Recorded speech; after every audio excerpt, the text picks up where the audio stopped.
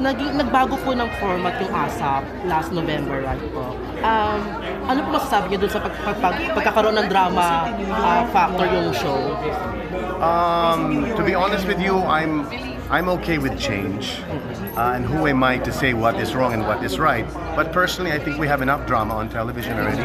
I think the job of ASAP should just to be to entertain, and that's what we do best. So I think that in fairness naman to the people of ASAP, the new people, they are listening naman to everything that people say and comment, and they're slowly adjusting. But more than anything, I think ASAP wants to do songs that are meaningful. Hindi lang basta-basta, kantahin mo to dahil sikat to sa radio, kantahin mo to dahil hit ni so-and-so. No, we have to have a reason. And we want the people watching to be included.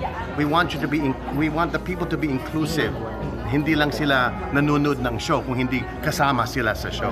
So yung mga true to life stories, that's where we choose our songs. True to life love stories, true to life victory stories, victorious stories. People of ASAP feel that we need to sing music that has substance. And with substance, you need a true story, something with heart, as opposed to just singing for the hell of singing. And dun po sa pagbabago ng ASAP, nagkaroon din po ng pagbabawas ng mga artists dun sa show. Ano po magiging I don't think bawas. I think iba-ibang schedule. Like me, I wasn't on ASAP for the last 2 Sundays. Nandito naman ako sa Philippines. Bakit wala ako sa ASAP? Sa dami-daming artista sa kapamilya sa ABS, mahirap ilagay mo lahat sa isang 2.5 hour, 3 hour show. It's impossible. So maraming kaming mga schedules which allow us to do other shows in other countries, to do corporate shows in the Philippines. How about go to church? Hey, there's something. Some of us can now go to church on Sunday. These are things that we didn't used to do before kasi konti lang kami. Remember, I started with ASAP 24 years ago. And back then, hindi masyadong marami yung cast. So mas marami kaming exposure, mas marami kaming parts sa songs. So in fairness to ASAP, they're really trying so hard to give the people what they want, who they want, but not always when they want. How's working naman po with Miss Regine sa ASAP? Easy. I work with Regina all the time. It's like just the other day we were together. So I'm glad that she's with us. She's a plus factor in every show that she does. So we're happy. I'm sure Channel 7 also has lost a very big artist, but we're just so blessed that we were the ones who got Regina. Napapabalita din po na isa sa kayo sa mga rumored na magiging judge sa Idol Philippines. Is it true po ba? Or no one ever approached me about Idol Philippines, so I don't know if I'm one of the judges. Would I accept it, schedule permitting? That's the kind of show I see myself doing. I did X Factor before. Yes. What's the other one I did? I Love OPM. Yes. So it's pretty much up my alley, but pero mas type ko gawin ng mga talk show na para we can get more in-depth interviews with our favorite stars. And you have parang talk show nga po na nilaunch sa nilaunch ANC. Yes, ANC. It's called LSS. Long story short, it's the Martin Nievera show. This is my first attempt to go back to talk shows. Unfortunately, there's no room on Channel 2, so Channel 2 put me on ANC. And I love it. I love it there. They're nice people. Bakit di po kayo magkama parang vlog or channel on YouTube na do talk? Maybe that's talk next. Shows? Everyone keeps telling me about that, but I can say whatever the hell I want, diba? Yes. Pero I have to have time for that. I'm not one of those guys who follow myself with a selfie stick. I'm one artist who has to learn how to do that. Yung talagang tutok sa akin yung cellphone ko at yung camera at lahat. I'm so slow when it comes to Pero that. may mga vlogger naman po na may mga sarili silang cameraman and videographer. Yeah, that's probably what's going to happen to me. Sharon po, meron siyang personal na network channel. Lahat sila meron. Channel, tapos meron siyang hinire na videographer, editor. I have to do that. It's really the people around you that'll make it a successful show. I mean, your popularity no longer sells your show anymore. It's the people around you, the creative people, the writers, the cameramen, the directors, the lighting men. Nako, yan ang pinaka-importante. Martin, your take on Pops being one of the experts and judges of It was a perfect choice. I'm so glad that the world's best chose Pops because she's perfect for the job. She knows talent. She can see talent a mile away. And that's something we did since Penthouse, since ASAP.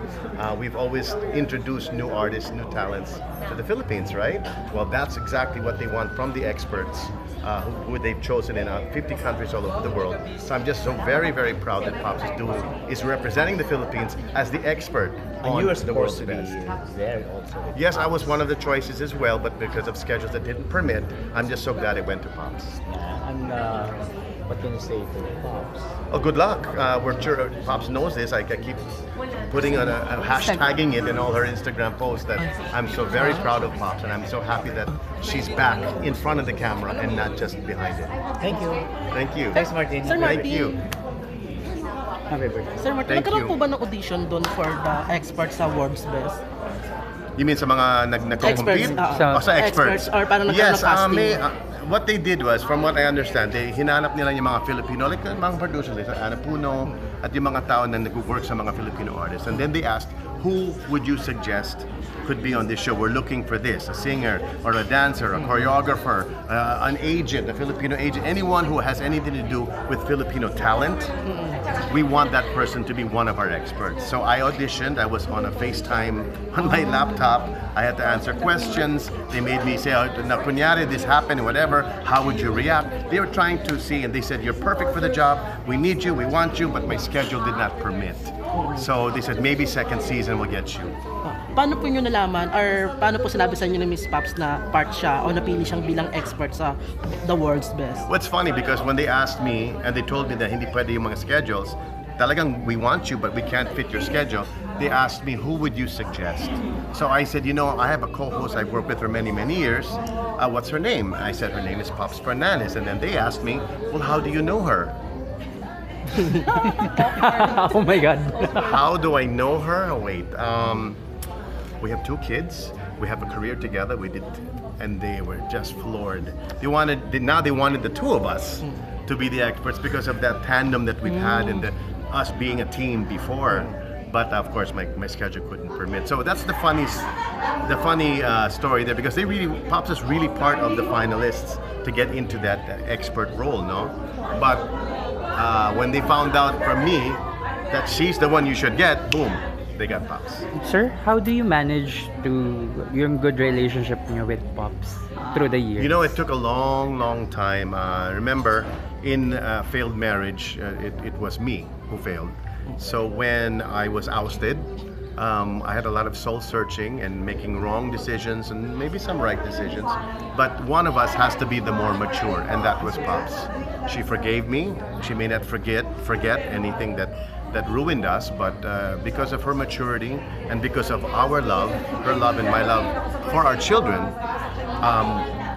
I think now today is a perfect example of how exes can be friends. And I think that we've surpassed any other kind of love, jealousy love, anger love, resentment. Wala na. We are so beyond that. Pops and Martin right now are in a really good place. And I'm really happy that we've moved on in our separate lives. Our separate lives don't clash. But when we're together as parents to our children, or maybe one of these days as co-stars again singing in concerts, I think it's very doable now because all of that resentment is gone.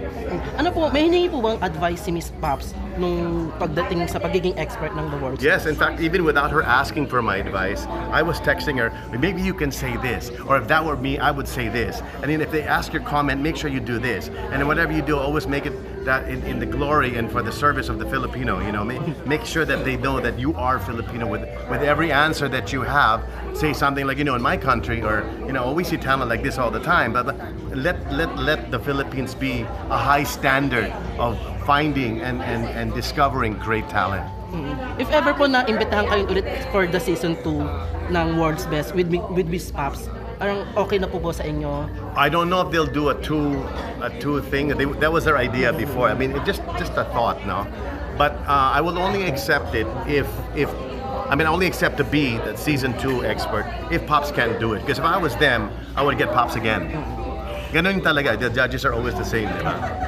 So ano naman po masasabi niyo doon sa TNT boys na sumali sa The World's Best? The TNT boys is the pride of the country right now. I think they're the perfect example of from their story, from their harmony, from their existence, their mere existence. It shows you the true spirit of the Filipino as people who never give up. who never think that they cannot make it, that they cannot be compared to the best in the world. The TNT boys will show you, as you can see in all of the pakitas, that they are a force to reckon with. Sa palagay niyo po ba may chance manalo sa competition? Definitely. Definitely. They have a very big chance because that's what they're looking for. And they're very talented. Yes, at super post si Miss Drew Barrymore sa tatlo. Oh, she loves them. Remember, she was a child star too. True. So she can really truly relate to them. Sa lahat ng Smiley, yun yung pinost niya, di ba? Yeah. So invite na lang po everyone to watch for Timeless Classics on Feb 14. Don't forget Feb 14 at the PICC Landing sa Lucha. Musical director is Louis Ocampo. Frank Mamaril is a creative director. So my co-star Lanny and I are inviting all of you to the PICC 8 p.m. February 14. Okay, thank you po. Thank you.